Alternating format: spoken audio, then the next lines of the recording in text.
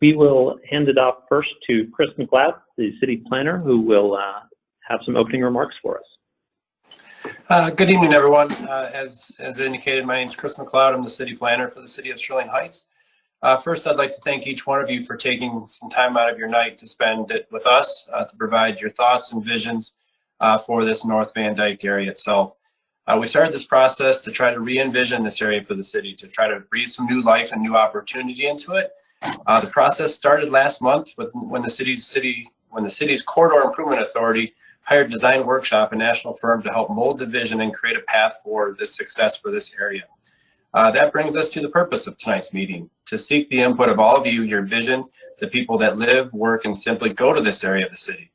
This planning effort will unfold over the next 5 months, and the ideas and input we receive tonight will help guide what this area may ultimately look like. So with that, I'll turn it back over to Chris Frieda of Design Workshop and the rest of his team, and they'll lead us through tonight's presentation and interactive program. Again, I want to thank you for your time and input. And again, here's Chris. Thank you. Thanks for that, Chris. I'm actually going to hand it right over to Kurt Albertson, who is Design Workshop's principal in charge for this effort, as well as the CEO. Thank you.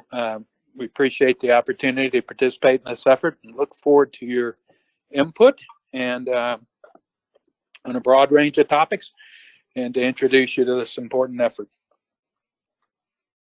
Thank you very much, Kurt. And then we're going to hand it over to Manisha Kaul, principal from Chicago's Design Workshop Chicago. Good evening, everybody. Welcome.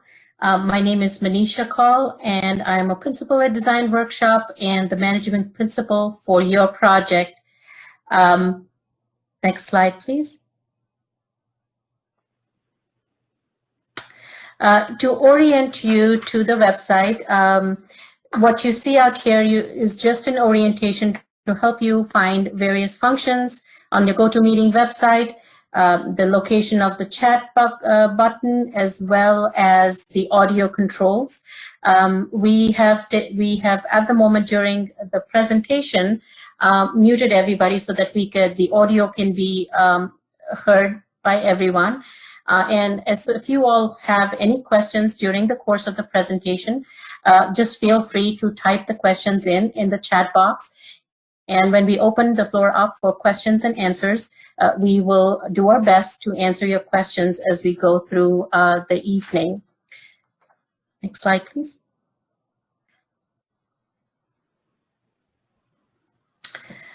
So this is your one-stop shop for everything related to the Van Dyke Avenue Master Plan project. You might want to pull up the website at this time by typing in the link that's on the top of the page, www.sterling-heights.net/VDA. The project page has been organized so that you can find information related to the Van Dyke Avenue Master Plan project easily. And at the bottom of the different tabs that you will find on the website is highlighted in blue the link to engagement tools. And you might actually want to try clicking on that link right now, because we would request you during the presentation to pull up certain exercises that are available through this link. Next slide, please. So again, welcome everyone, and thank you for joining this very important community workshop. In today's agenda, we've already covered the team and workshop overview, and are going to continue the evening with a project introduction, followed by an overview of our findings thus far. We will also introduce the opportunity mapping to you all, which will be one of the ways in which we will gather your feedback. This will be followed by a visioning session, and we will answer your questions after that. We hope that it is a dialogue both ways, and we will conclude the evening with the next steps. I would also like to say again, just to remind new people that have joined the call today, that we have muted you all at the moment, but if you have any questions along the way, please type them in your chat box, and we will try our best to answer them in the order that we receive them at the end of the presentation. So we will begin with introduction. As part of this master plan, we will be studying the economic and market impacts, making some right-of-way reconfiguration alternatives, and coming up with a conceptual redevelopment alternatives for the Van Dyke Avenue area. The alternatives will be vetted with you all, and we will present the preferred alternative. Based on the preferred alternative, we will recommend identity and branding ideas, phasing and implementation to make this visionary plan a reality. And all these steps will ensure that you all have a future Van Dyke Avenue plan that is both visionary as well as implementable. Our overall project schedule is outlined here. We will be delivering a final plan in February 2021. We have already completed the project kickoff in September, and today we're presenting the findings of our research and analysis phase to you all, and also gather your thoughts about what you envision the future of this corridor and district to be like. So why undertake this plan? You may all be familiar with the current composition of the amenity of the Van Dyke Avenue as being an auto-oriented corridor with large roads and very little pedestrian comfort amenities like shaded walks, pedestrian gathering spaces like parks and plazas. So the first goal of this project will be to create an aspirational and achievable vision for this corridor that will transform Van Dyke Avenue into a distinctive place. The demographics of Sterling Heights, much like rest of the country, are changing. Van Dyke Avenue has the opportunity to be a cultural destination that is reflective of these changing demographics. The third key goal is to make Van Dyke Avenue a preferred destination for potential investors. This investment in redevelopment should include spaces for gathering that will activate the corridor, as well as provide connectivity to the city and larger regional assets around the Van Dyke Avenue project area. In order for the current businesses to thrive and grow, as well as accommodate the future vision, Van Dyke needs to safely accommodate all means of mobility while calming traffic to prioritize pedestrian experience. While we are thinking of a variety of new development ideas for the corridor, this future vision needs to be sensitive to the existing businesses and investments. This redevelopment will take shape through a strong partnership between private investors, government entities, and public agencies. Near and long-term redevelopment plans will be informed with realistic market and economic conditions. This will make the vision both achievable and realistic. Van Dyke Avenue will have a unified and cohesive brand and a visual identity to strengthen its sense of place and reflect the role of the corridor within the larger area of Sterling Heights. And last but not the least, it is the goal of this study to incorporate the best practices in planning, urban design, sustainability, equity, placemaking, and economic development to craft a future vision for Van Dyke Avenue. And now my colleague Chris will give you an overview of the project. Great. Thanks so much, Manisha. So as Manisha mentioned, those goals are going to be the ones that ultimately guide the recommendations that we're going to make for this corridor, as well as the explorations that we'll undertake in the next several months as we look to transform this street and the larger district that it is encompassed. And we start that process by trying to understand the exact conditions on the ground of the Van Dyke Avenue corridor. So what we wanted to do is just take a moment to walk you through some of our existing conditions analysis, which is how we begin all of these planning and design projects, so that you can start to see the corridor through the perspectives of planners and designers, which will then hopefully get us all on a mutual understanding of the site's opportunities and constraints as we start to seek your feedback and your ideas for what kind of transformation can take place here. So let's begin with a quick orientation to the site. For those of you who know Sterling Heights well, you probably are quite familiar with this corridor. It's about a 1.3 mile long corridor stretching from the south at 18.5-mile road to the north at the Utica boundary close to Hall Road and M59. This street is bounded in a couple of interesting ways. It sort of exists at the fusion of a number of different land uses. You can see the footprints of buildings in light gray there. You've got some of the large industrial facilities on the western side, some of the residential neighborhoods and commercial facilities on the eastern side. And you've got Utica Avenue crossing sort of right in the middle there at that diagonal, which converges two of these high traffic streets in this district. Notably, you've also got the Clinton River and the River Greenway on the eastern edge, which is an exciting component of the corridor as well as the overall master planning effort, as it provides a lot of opportunities to mix new development with existing natural resources and assets that the community takes advantage of.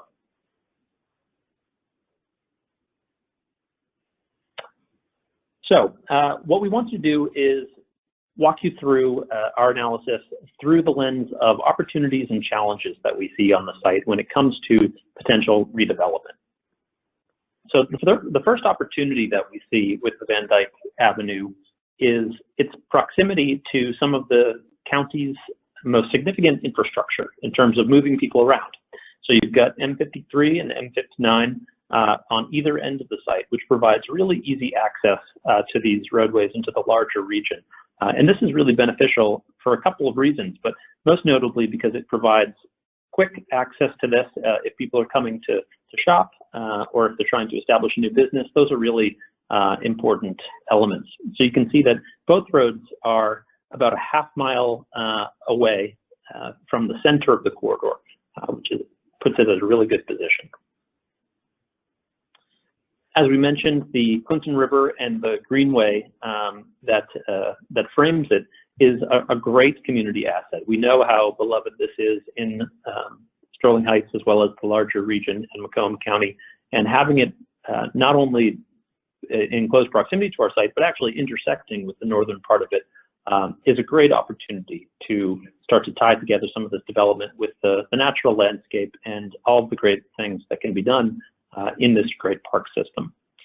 On this map, you can see the river kind of winding through the Greenway there. We've also noted the trail network, which is a huge benefit to have right outside the district. And we hope to find opportunities to connect that trail network into Van Dyke Avenue and help spur some of the redevelopment among people who love to use these trails. The three kind of beige circles you see are the moments where the trail system provides access, or rather where you can get access to the trail system from the corridor. So we'll be looking at those opportunities strategically to plug our work into what's happening there.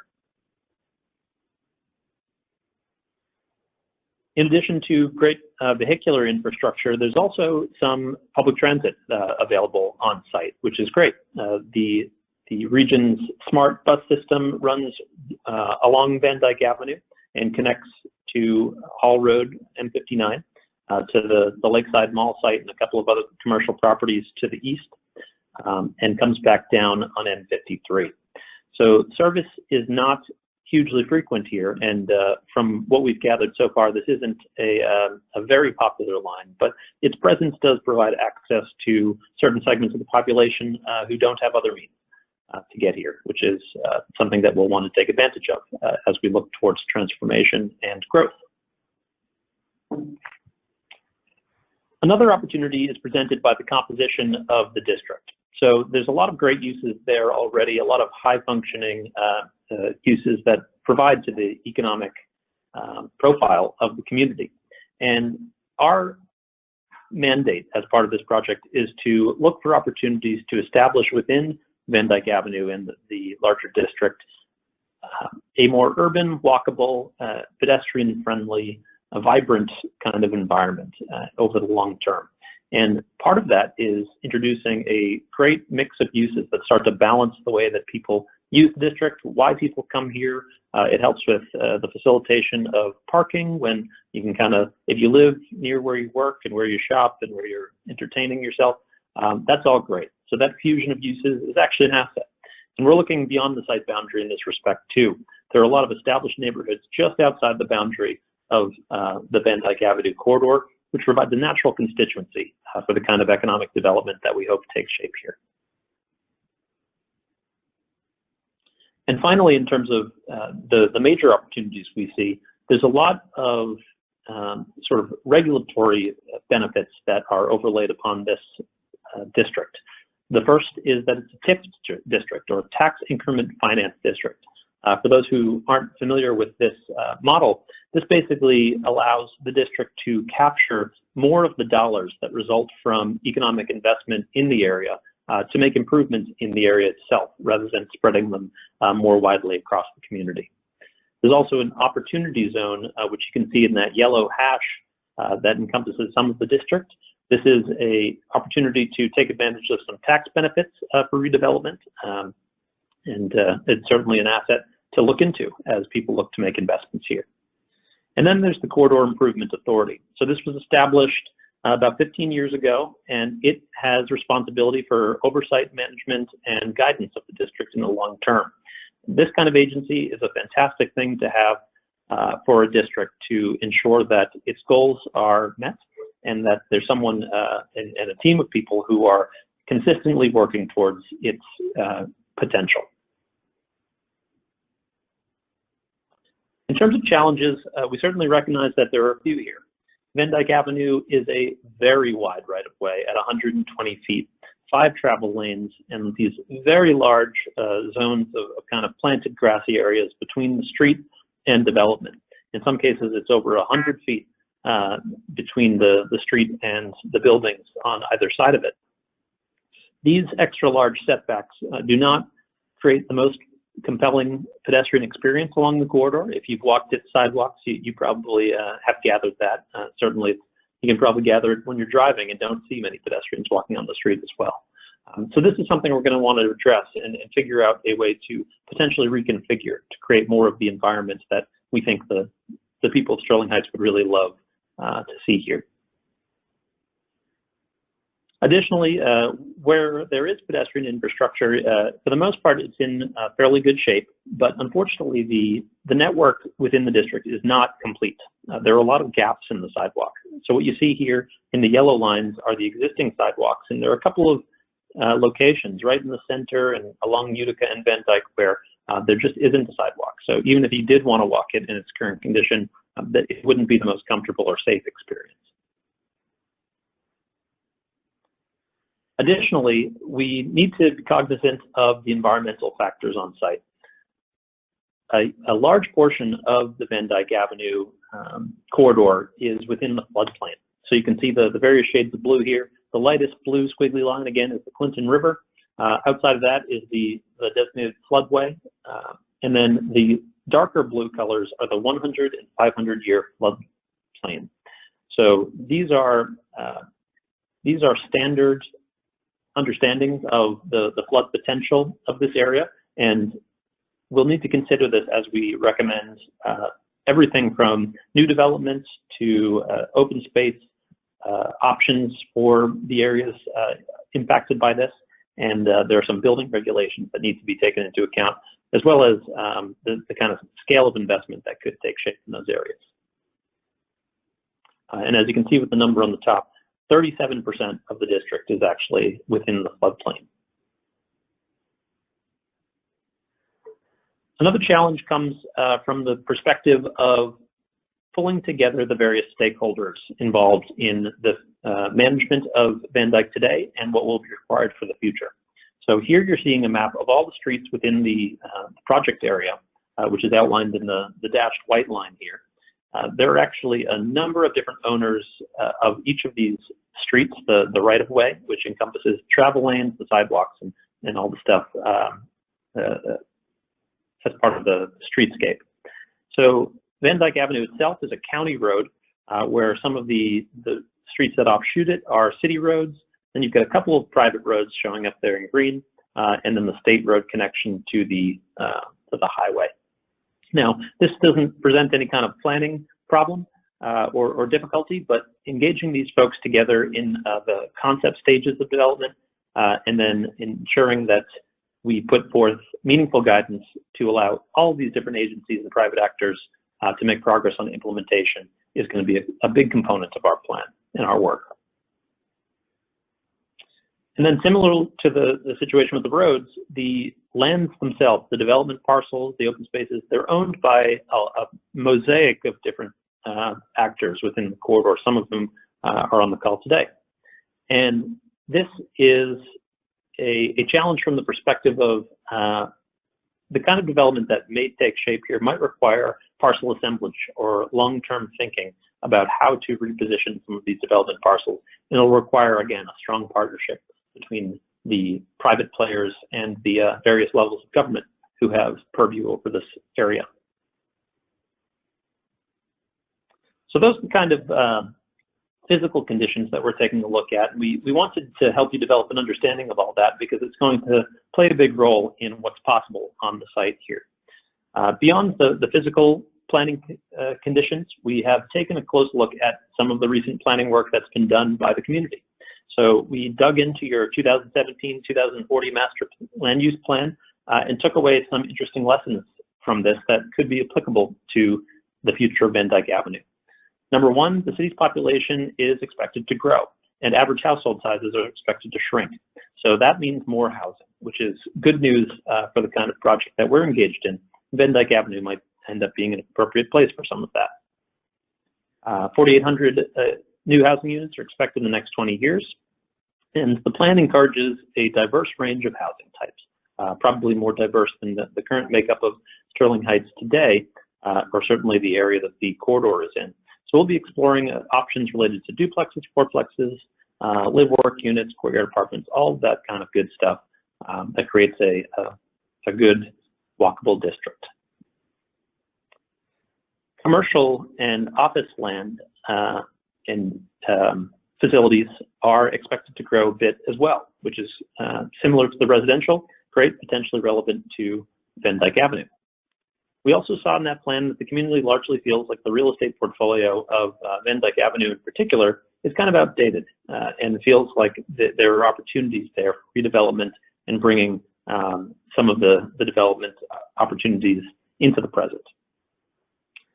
The plan does assume that the city will need less industrial land and have fewer industrial jobs.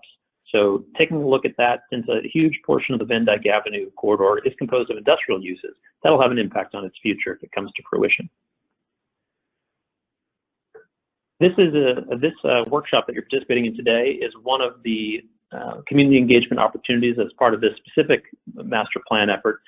But the master land use plan from a few years ago had a robust public engagement campaign as well. And we wanted to hear what those folks had to say about the city and Van Dyke Avenue as well to help inform our own understanding and kick us off in the right way. So in terms of economic development, we heard that the community was interested in seeing more mini downtown centers kind of established within the city, and they saw opportunities within Van Dyke Avenue for that. There was a desire for additional culture and facilities and venues, which is interesting. In terms of park and recreation, there's interest in new recreation facilities to serve citizens of all ages. There was interest specifically in an outdoor pool and splash park and an outdoor ice rink. Now, we know that the city has recently made some really great investments to respond exactly to these preferences, as stated by the community, with investments in Dodge Park, the municipal center, which is fantastic to see. And we're hoping that some of that energy can be brought over to Van Dyke Avenue in the future as well. And then in terms of pedestrians and bikes, there's a desire for more bicycle amenities and a need to improve the pedestrian experience, specifically at Utica Road and Van Dyke Avenue. We want to talk a little bit about the Corridor Improvement Authority and some of the work that they've been doing. This is the entity that's established to oversee redevelopment and work within the Van Dyke Avenue corridor. Their charge is specifically to enhance public spaces, determine consistent themes and styles throughout the district to create a kind of unified brand, provide unified building style guidelines, which will be sort of the next step after the master plan effort, and then usher in economic growth and increase property values for landowners within the district. And they've started to act on some of that in recent years. They developed a facade improvement program, which is terrific, and the development of the Gateway Park and some branding guidance for the district as well. So as part of our effort, as Manisha went over in the intro, we have conducted an economic analysis, which we're almost through with, and we've summarized some of the top line understandings of that, the takeaways, to help us get that kind of economic logic into the planning conversation. So I'm going to hand it over to my colleague, Brooks, who is our lead economic consultant on this project for Design Workshop, and he'll walk us through some of these findings. Brooks? Hey everybody, can you hear me? Just thumbs up if you can. Okay, great. Seeing some head nods. So as Chris mentioned, I'm Brooks on the Strategic Services team, and specifically what we do at Design Workshop is integrate market and economic research into the planning. And as we mentioned, that always starts with existing conditions. So while we're still in the process of this market and economic analysis, we wanted to do a high-level snapshot of what's happening in the corridor compared to what's happening in the city. And that'll start to inform some of the recommendations that we have. So just going to briefly go through those today, and beginning with an economic analysis. This is generally where we start looking at the demand drivers in the corridor, jobs and industry. And we know just from a market overview, you're strategically located near major transportation routes, downtown Utica, the soon-to-be Iron Bell Trail. But this area in the business district is also recognized as a generator of local employment and also providing commercial uses for the convenience of the residents. So we did see residential population is low, but it was interesting that this is actually a generator of local employment, and the daytime population is actually 72% workers. Of that employment by industry, it's led by manufacturing, retail, trade, and service, which is pretty similar to the city and reflective of the strong industrial market. Commuting patterns were very interesting. We saw that, almost 90% of the jobs in Sterling Heights are filled with people living outside of Sterling Heights. So there is a workforce deficit at play here where you guys are drawing people from outside the city to fill some of the jobs. So, the idea here and the takeaway from this is that non-residential development as well as residential development should focus on uses that cater to the city's workforce, the local workforce, and resident occupation. Moving on to the demographic analysis. This is where we want to look at the people that live here. And so the corridor has a relatively small residential population, just 507 as of 2020. And surprisingly, that's outpaced citywide growth, but it is expected to slow slightly in 2025 beyond the consideration of what we hope to implement here. From an age standpoint, the population is generally younger than the city, county, and state, actually. The average age is just 37. So there's a lot of millennials here and a lot of young families. Currently, seniors, 65 plus, only make up about 15% of the population, but it's interesting that is actually expected to grow the fastest. So residential density